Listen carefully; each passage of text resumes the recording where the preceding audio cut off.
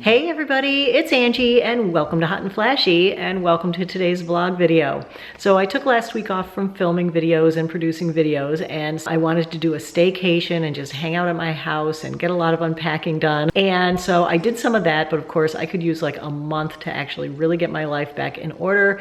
So anyway, I just wanted to do a quick and easy video for today because I missed you guys. It's a rainy Sunday here, so that means it's a good day to wash my makeup brushes. I have a few tutorials coming up that I want to do, and so I want clean brushes for that. Plus a lot of you guys had asked me how to care for your new BK x Angie Hot and Flashy brushes, and I've also been doing a little fall decorating, so I wanted to show you the stuff that I got. I have a new sunscreen to test that I'm really hopeful for, maybe a little fall baking. So I hope you enjoy the video. So let's get started by number one, testing out the sunscreen. All right, you guys, so this is the sunscreen that I'm going to give a try today. It's called Dr. G Green Mild Up Sun Plus. It's an SPF 50 plus, PA++++, so the highest PA rating. This is a Korean sunscreen. It's got zinc oxide in it. I'm excited about this one because it's a white sunscreen, and I've been psyched to find, you know, a non-tinted sunscreen that's lightweight and easy to use and, you know,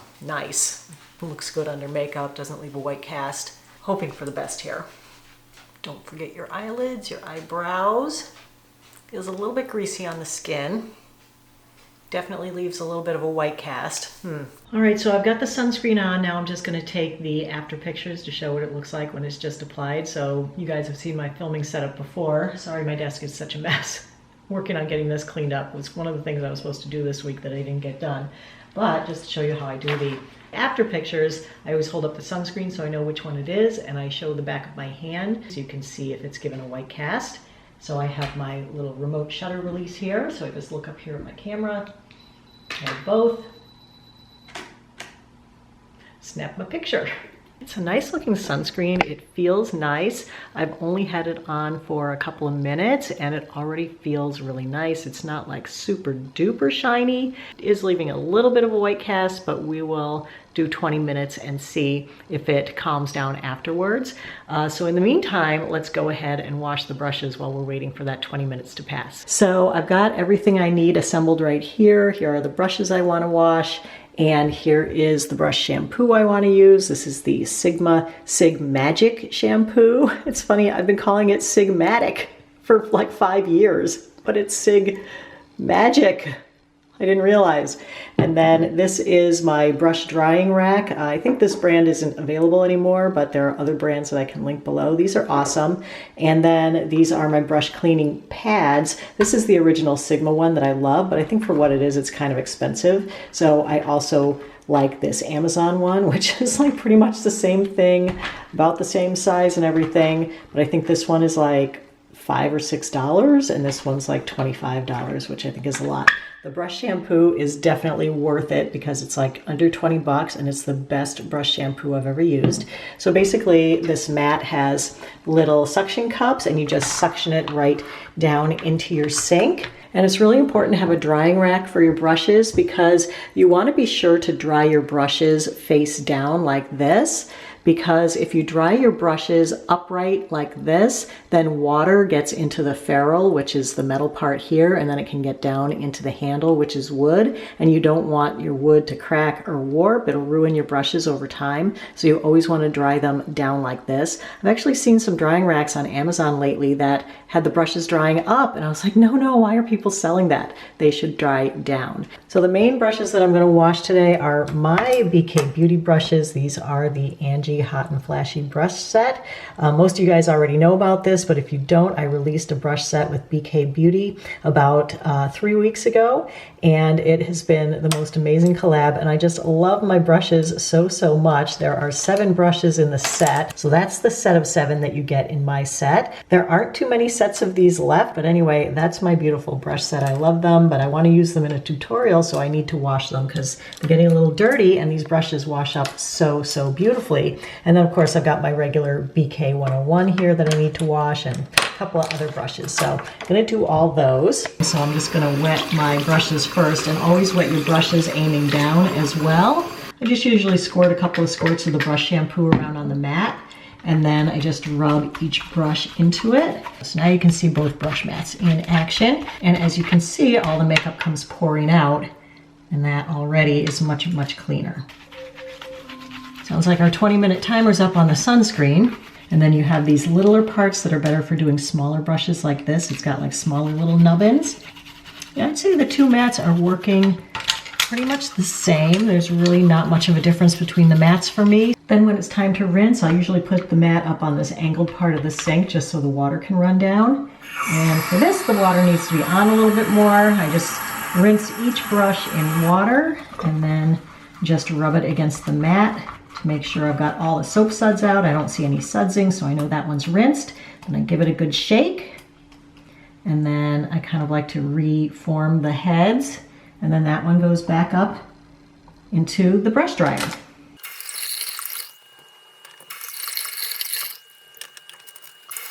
Let's go back to my filming setup so that we can take a look at the sunscreen up close and personal, because our 20 minutes are now up. The Dr. G Mild and Airy sunscreen, I love it. It's one of the first Korean sunscreens that is mineral, that isn't full of alcohol, that I've used, and it feels so good on the skin. The finish is beautiful. It is giving me a little bit of a white cast, but I don't know. I'm hoping it does great under makeup. So I think I'm going to use the L'Oreal True Match Nude to test it. Right, I've been trying to apply my foundation. It doesn't seem to sit as well on top of this as it does on my regular. Well, I feel like because with this one, I'm trying to cover up the white cast, and so I'm using more foundation. Whereas my regular sunscreen, because it's tinted, it has already started color correcting it, so I don't have to put on as much foundation. So I feel like I'm using a lot more foundation because of the white cast. I'm just gonna quickly go ahead and do the rest of my makeup. Lancome Tint Idole, my favorite, concealer. Pop a little bit of that on under my eyes, and I'm gonna use the Angie BKX Hot and Flashy concealer brush. This is my A506 brush. It is the Game Changer concealer brush, and can I just say, you guys, thank you so much for all your lovely reviews and comments. You guys have been writing to me, you've been writing to BK Beauty, you've been writing reviews on their website, and so far, you guys really seem to like them, and I'm so happy because, you know, that's like a really nerve-wracking part about putting out a product is like, of course, you know, I developed it, and so I love it, and it works perfectly for me, but it's not going to work perfectly for everybody. But so far, it's like the vast majority of people, they work so well for. So look at that, quick and easy. My God, I've never been able to put on my concealer so easily until this brush came along.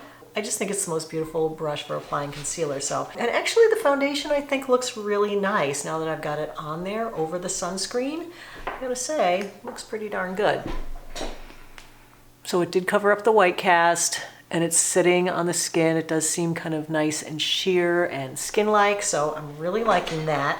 I got a new Charlotte Tilbury palette. I don't think I've ever bought a Charlotte Tilbury eyeshadow palette yet. Is that possible? Or maybe I tried one and didn't like it and returned it. But anyway, I thought I would get the Pillow Talk palette. It looked really pretty, just a simple quad. I wasn't looking for anything big, but it's a gorgeous palette. So I thought, let's go ahead and give it a try today. So let me just quickly pop on my eyelid primer. I'm using Urban Decay Primer Potion. Let's get the makeup done so we can go and decorate and bake. I also have a couple of new stick makeup products. These are by ColourPop. They are their light stick and blush stick. I purchased these. I was looking for like a easy to travel with like blush and highlighter. So I grabbed this. I'm hoping that that is going to be a nice blush. Of course, I'm using my 107 blush brush. It's a really pretty angled brush. It's so soft, and you can use it with cream blush or with powder blush. That actually blends in really, really super easy. That blush is really pretty. I really like it. Let me just put on a little bit of the KVD bronzer here. Tiny bit there. So this is the e.l.f. Ultimate blending brush. I like this one too for really inexpensive brushes. These are great. They're really super soft and nice. I'll usually use my BK 106 for this, but I guess it is in the bathtub right now. Well, this has a really nice highlight to it. You know, I did buy the highlighter stick, but I feel like it doesn't really need it. It's got a nice highlight. Well, let's just see how it is. As you guys know, I love a good highlight. I gotta say, one of the things that I love most about my brushes is what multitaskers they are. You can use them for lots of different purposes. If you've never bought makeup brushes before, all you really need for a complete brush set is my 7 brushes plus the BK 101, and you are good to go for your entire face of makeup. All right, so let's hop into the Charlotte Tilbury Pillow Talk palette. First, I'm going to use my A501 brush, and I'm going to go into the lightest shade in the palette right here. This has a bit of a shimmer to it. So I'm just going to put that on the movable part of my eyelid, just to make that part of my eyelid stand out and be lighter and brighter, because if you make this movable part of your lid from the crease down lighter and brighter, it makes it look bigger, and that will make your eyes look more open. Ooh, that's a really pretty color. I'm going to go in with the A503, which this brush I usually keep clean and only use for blending. I'm just going to dip it right into the pink, and I'm just going to dip in the tip of it. I'm not going to like roll all the sides in. And then I'm just going to take that and I'm going to apply that in the crease. I'm hoping this is a light enough color. Oh yeah, that's really pretty. And then I'm going to bring it down to my eyelashes from there. I'm going to go in with my tiny crease brush, the A504, into the darkest shade in the palette. I'm just going to dip in the tip, and I'm just going to use that to darken up the outer corner a little bit. Okay, and then I'm going to grab the A505 and I'm going to go into the medium tone shimmer color, and I'm just going to pack that on the center movable part of my lid. This brush was specifically made for packing on shimmer shadows.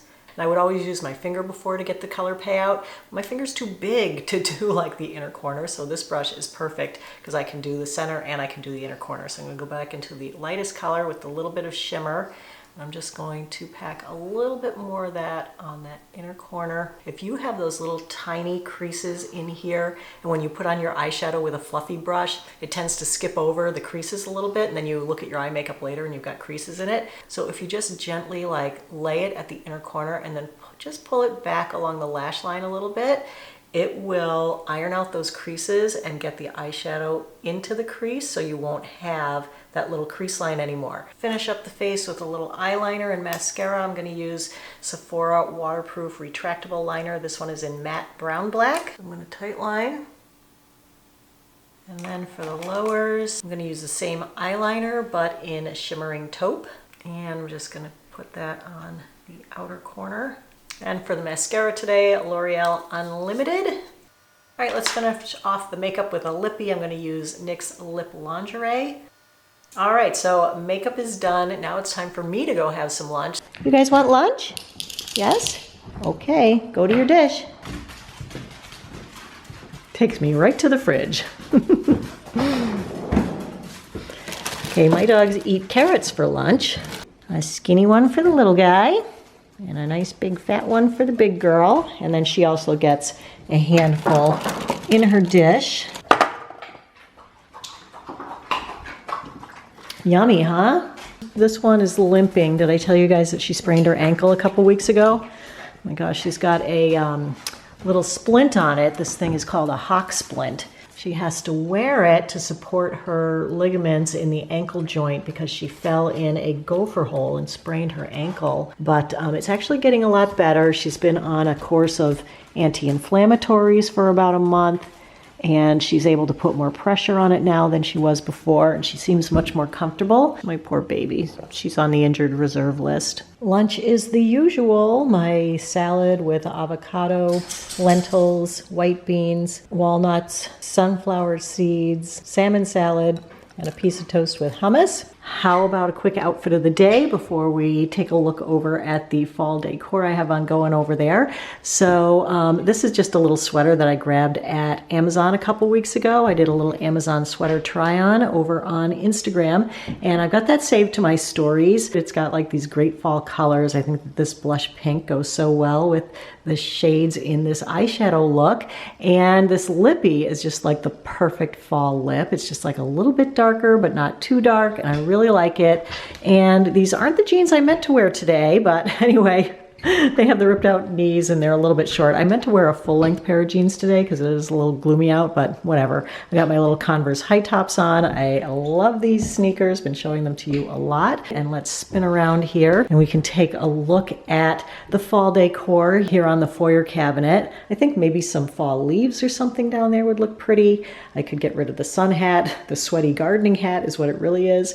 And especially this time of year, our little friend Gargoyle looks so good, so perfect for fall. But these are the new things that I added. I added this candle and these three little like woven raffia kind of pumpkins. They're really super lightweight. I got all four of these at Target, and this candle smells so good. It's vanilla apple. So I'll link all those things below the video. And out here at the front door, I just have a basket of white mums and then an assortment of little white pumpkins over here. But these guys are so cute. I just love this little stack of three. The lockbox is still there. I got to get that taken off. But anyway, I love this little stack of three pumpkins. They're so cute. Then here I took all the potted plants off my plant holder and I replaced it with white and orange pumpkins. Oh, and I also wanted to show you my last piece of summer furniture that I got. I got this really cool round like lounging bed. It's rainy out today, so it's not a good day to do it, but it's got this hood that pops up so you can sit in the shade, and then it's got a thin mattress that goes on top and the pillows, and then I bring over some pillows from the other area. But that's been really nice for these fall days because it's really warm inside of it. Like the sun comes from over there and beats on the hood and makes it all toasty warm in there. So it's been really nice to sit in there. Here's the box I've been looking for. Fall decor. So hard to find everything and where I packed it. It was all in the basement, but good thing I labeled everything well. So anyway, these are like little moss balls. Those are good for fall. What else do we have in here? Some little fall wreaths I got last year. These were from Target last year. Some of you guys remember those. Oh yeah, this garland, that'll be really pretty on the front hall table. Maybe if I put this garland under this pumpkin, that'll make this a little more colorful. I kind of like how like not colorful it is, but that's pretty. Maybe we'll just add in a couple of these, just scattered here and there.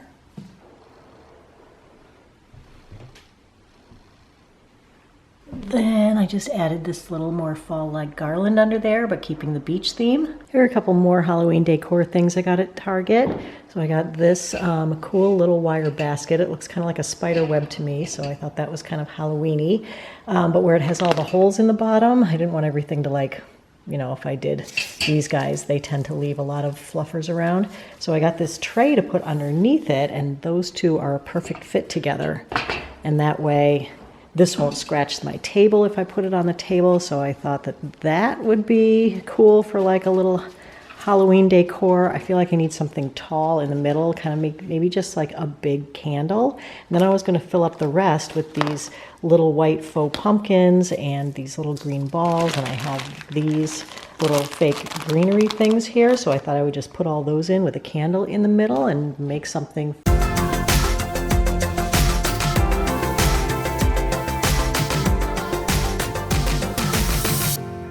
All right, hey you guys, you ready for Cooking with Angie? So today we're gonna make an apple crumble. So I went apple picking last weekend with my daughter, and we picked a whole mess of beautiful apples. I love anything baked with apples, and the crumble is my favorite. So I actually mix up two recipes that I have. I have an old family recipe for rhubarb crumble here, and I use the crumble part of this recipe. And then I use the old apple pie recipe from the Better Homes and Gardens cookbook.